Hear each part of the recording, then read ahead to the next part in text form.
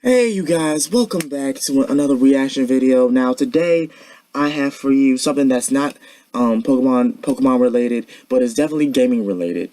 So this one is going to be by one of the many YouTubers that I watch and I really respect, and this is going to be by MatPat. The title of this video is called Game Theory Presents My Secret Project, MatPat's Global Gamer. Now this is something that I was interested the minute I saw it, and once I started watching the video, I was like, what better way than do a reaction of it? So without further ado, let's get into it.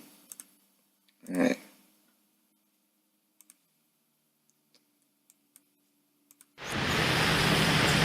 Oh my gosh, Japan is crazy! Hello Internet, and welcome to a new project on the channel I'm calling the Global Gamer. So I have this theory that what we play and how we play it is directly tied to our cultural backgrounds.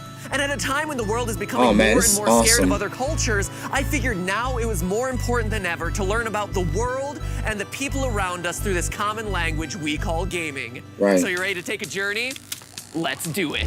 This is a 360-degree video, so if you're on your phone, look around. There's stuff going on behind you. If you're on a computer, click and drag your mouse. We shot this in 360 so that you could visit all these locations right alongside me. So go ahead and have fun. See what little Easter eggs you can find. So for the first ever episode, I figured what better place to start than the birthplace of gaming, Tokyo, Japan.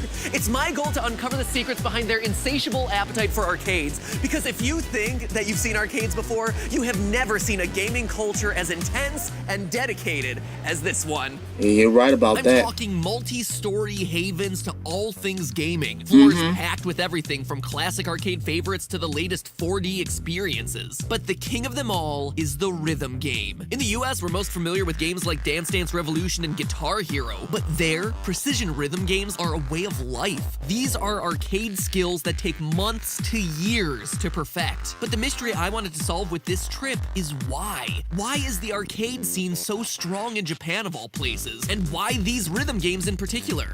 So to answer that question, I'm spending 2 packed days in Tokyo. On day 1, we're exploring traditional Japan to figure out the roots of the culture. Then on day 2, we're jumping into modern Japan to figure out how that culture has made this small island nation into the king of arcades it is today. But enough talking, let's explore. Now when you think of Japan, what comes to mind? Well, for me, I think pagodas and Shinto shrines. So stop number 1 as soon as we landed was the oldest temple in Tokyo, Sensoji, dating back to, get this, the year 645. But what does a 1,300-year-old Buddhist temple have to do with gaming? In all honesty, I wasn't sure, but I was determined to try and find out. I met up with Irene Herrera, my cultural expert, to explain a little bit about what I was seeing. Well, you know, Matt, there's over 30 million people that come to visit this shrine from Japan and all over the world, so obviously it's going to be always very crowded. Look at Japan! They were like, what is this weird UFO thing in the middle of our photograph? So here we have, these actually sort of demons deities, right? Oh, really? So we have Fujin and we have Raijin. Okay. So it is wind and thunder. Okay. And so basically, you know, a lot of these gates, we'll see them also in the Shinto tradition. The gates that separate the human world from the spiritual world. So once we enter the gate, we're entering into the spiritual realm. Huh, that's actually really fascinating because in my favorite game of all time. Hold up, pause. That is really cool that you can even, oh wow, you can even do it while it's paused? That is, oh that's awesome. That is awesome. MatPat, you outdid yourself. I'm serious. Like I know we're like only 3 minutes in, but MatPat, you seriously outdid yourself. I've never seen anything like this. He literally gave us an insight of how Japan really looks. That is dope. That's fresh. That's crisp. I love it. Let's get back onto it. Which you probably don't care about nor have heard of, but Earthbound, actually there's a boss called Thunder and Storm, which seems like it would tie into these two gods, and they are actually serving as gateway keepers into a spiritual realm that allows you to kind of access your inner power in the game. So this almost seems like kind of where that inspiration came from in the first place. Yes, very precise. That's exactly what it is. Fascinating. Score one for gaming. Without even entering the temple, we were already seeing the influence of Buddhist culture on gaming. But as we began to weave through the packed marketplace leading to the temple, passing everything from chopstick vendors to people selling Joker masks, we ended up talking more and more about ways that religion has influenced the games that we play. A lot of video games have kind of been made in Japan. You see a lot of different symbolism in those games, right? So like one of the most iconic ones is like the Tanuki suit from Super Mario Bros. 3, right? Right. What is that? What is it? What is a tanuki? And what does it mean? Why would it be used in a game like that? Right. So tanuki is a real life animal. It's basically a Japanese raccoon. Okay. But then it took on this whole folk meaning to it, Sure. and there's many characteristics that are attributed to tanuki, and some of these are, for example, he's a shapeshifter. Okay. He's an animal that lives in the forest. He's mysterious. But Mario wasn't the only Nintendo franchise with heavy Buddhist references. What about the newcomer Yokai Watch? So the yokai are these phantoms or ghosts, or what's also called mononoke or obake. As in like Princess Mononoke? Yes, correct. So Okay. these little phantoms, ghosts that travel around. Yeah. And they move around. They also have supernatural powers. They're sometimes semi-transparent. They have this ghost-like appearance. Yeah. And they also have the ability to shapeshift. So a lot of Okay. the fun things about the Japanese folklore is that many of these figures, as we mentioned before, like the yokai or the tanuki, a lot of them are shapeshifters actually. They can turn into different things. So Interesting. it makes for really good elements, for example, for gaming. But okay, symbolism is something that Gaijin Goomba has been covering on the channel for years now. What Right. about the arcade culture? As far as I know, Shinto and Buddhist practices don't really require smashing buttons in time with music. And while that may be true, one thing that my guide explained that they do require, though, is a concept known as meditation through motion. How much of Japan's morning routine is spent getting spiritual through some simple everyday activities and rituals.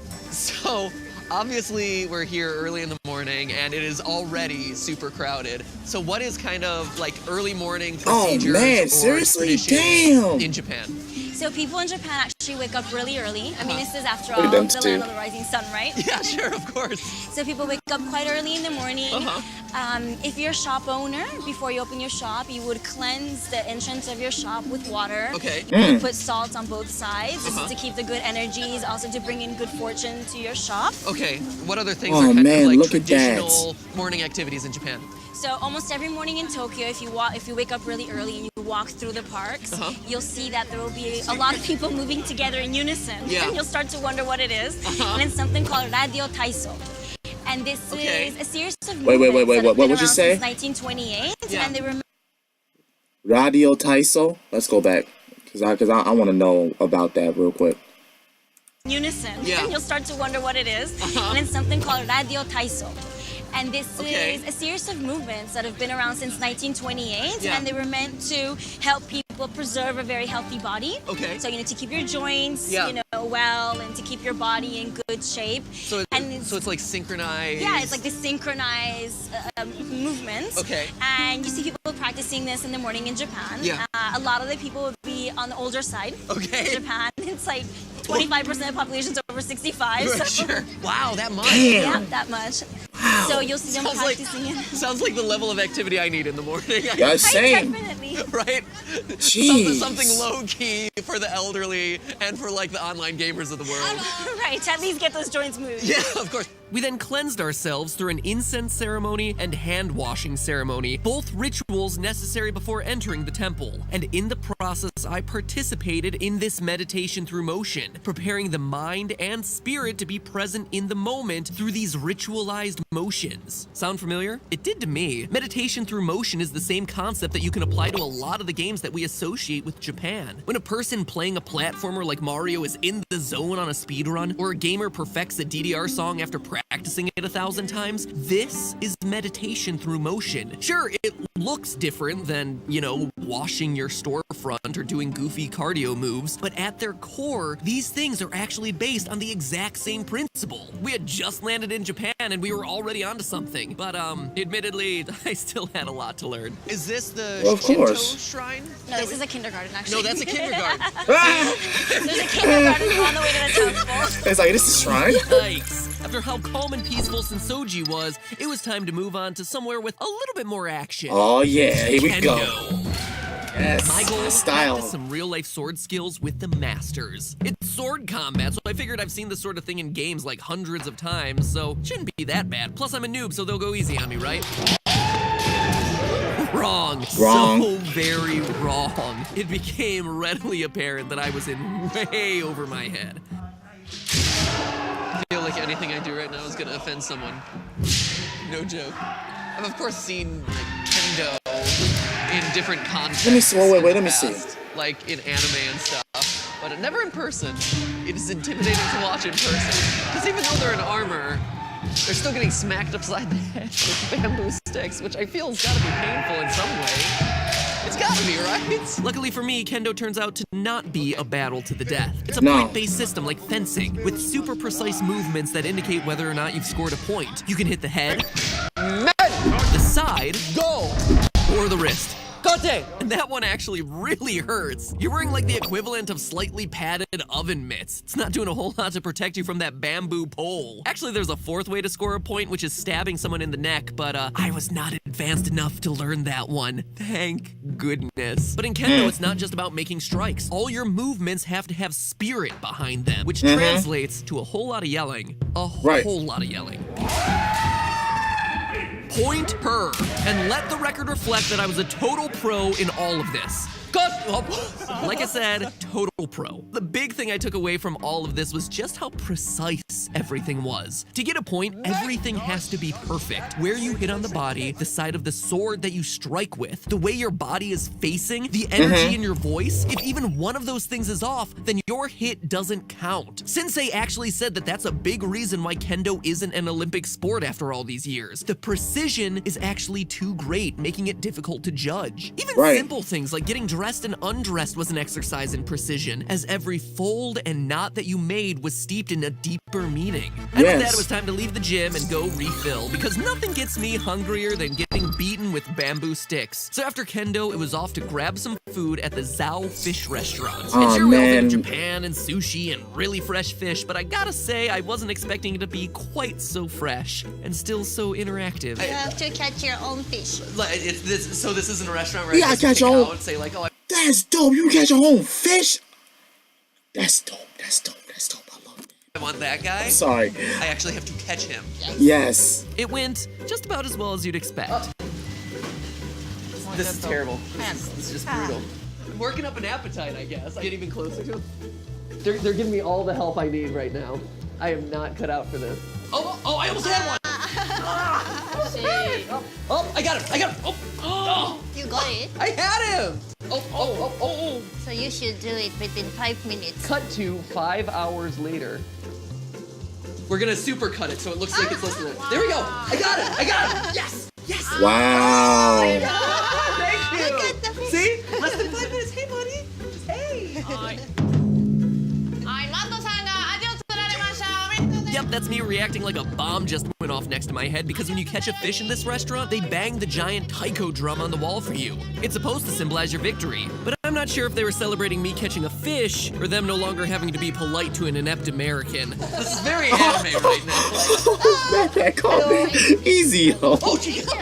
Anyway, while we waited for the chef to prepare my humanely dispatched fish, I had a chance to talk a little bit more about fishing in Japan with my dinner host, Nanako. Japan is a long island. I knew that. Yes, okay.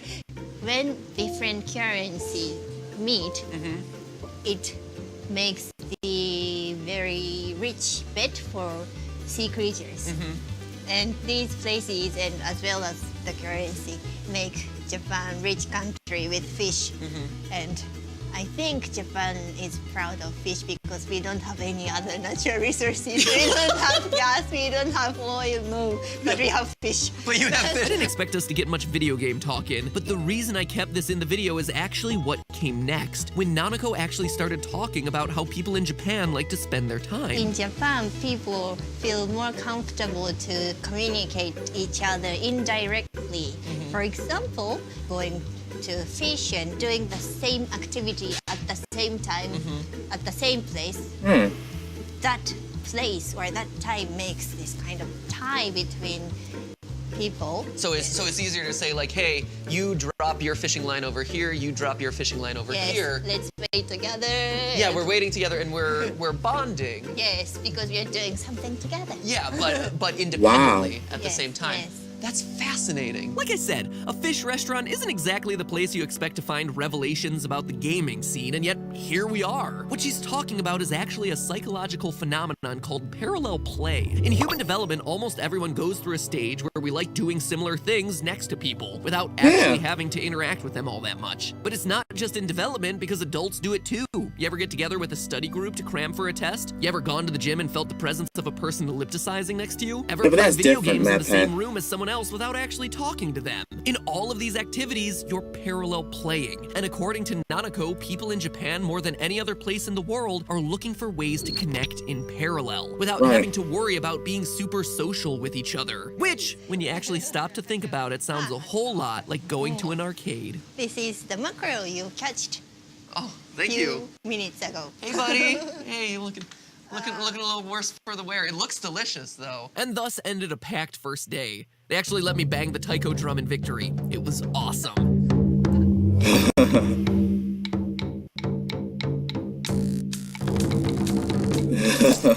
As a grand finale, my filming crew made sure that I felt as awkward as possible by strapping the 360 camera literally onto my head and taking me on a tour through the busiest intersection in Tokyo, Shibuya Crossing, where, believe it or not, a loyal theorist from back in the States actually stopped me. Hey, how are you? Fine, how are you? I'm doing well. I watch Game Theory. You do?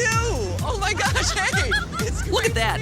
Fan meetup in Tokyo in 360. Truly, it's a small world after all. Anyway, with that, it was time to get rest and get ready for a whirlwind tour through modern Japan, covering everything from towering arcades, insane rhythm game masters, and a restaurant full of fighting robots. So stay tuned for next time when the adventure continues in part 2 of the Global Gamers trip through Tokyo. Oh man, I can't wait. I can't wait. That was awesome. Wow, Vanish. MatPat, you outdid yourself. Seriously, you really did. You really did, like, outdid yourself that time. That, I loved that. I loved that video a lot. That was just, wow. I knew Japan was, you know, great. I didn't know it was, you know, that in touch with themselves. Like, oh my God, I can't even explain it. I just love, I love how Japan works. They like you just described it, like they don't have gas, oil, but they're proud of their fishing skills. That is so awesome. That's just awesome. That's probably the reason why they're so successful. We're so worried over here. We're so worried about fucking gas and oil that, you know, we don't know what to do with it. Whereas them, they don't even have it, and they're not worried about it. They're happy with what they got. Oh man, that's awesome. And like what he was talking about, where you know, where parallel play with, or like, you know, how we always have, you know, these little functions where we're playing, but we're together, but we're not really talking. It's not really as much it is in Japan, because in Japan they're enforcing that. They're having, you know, an actual a plan for people to interact with one another, rather than just do it, you know, all private and involuntary and stuff. Whereas here, it's kind of like that, but it's not intentional. You know what I'm saying? Like I'm not intentionally walking over to, you know, play, but at the same time, talking to you. I'm not even worried about you. I'm worried about what's going on with me. Whereas over there, like, hey, I'm over here, you're over there. Let's have a good time together. Even though we're not really, even though it's not really, we didn't really come here together, and stuff like that. That's dope. I love that. So anyway, you guys, that's the end of this video. Make sure to like, comment, subscribe. Go to this video if you haven't already. Check it out, because this video is dope. Make sure to give some love to MatPat. He has done a great job after all these years, and he still continues to do a great job. Anyway, you guys, this has been it. Thank you guys so much for watching. Until then, this has been The Real Sakurai. I'll see you guys next time. Peace.